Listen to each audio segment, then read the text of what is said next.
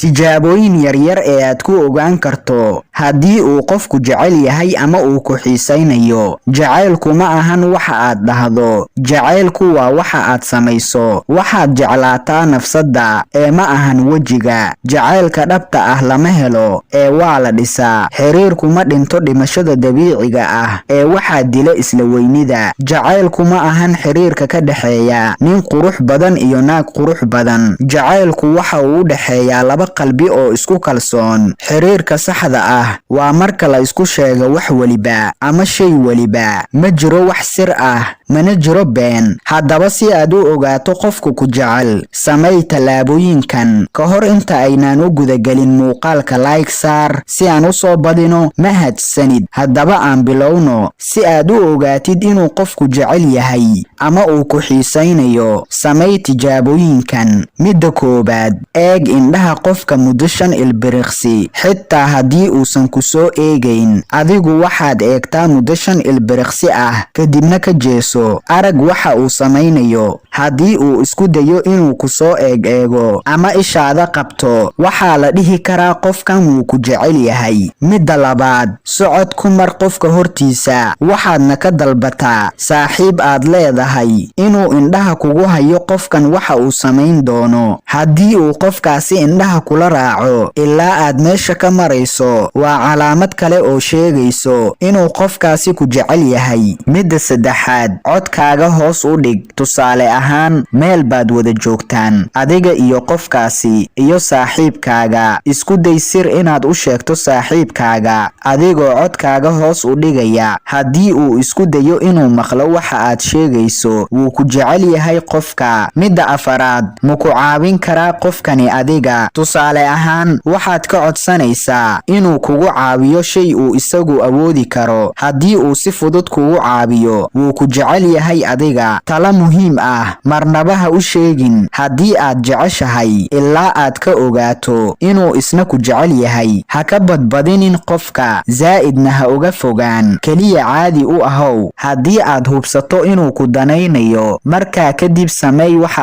aad doonto. Waxaan kuu rajaynayaa inaad heli doonto qofka qalbigaaga ku qoran.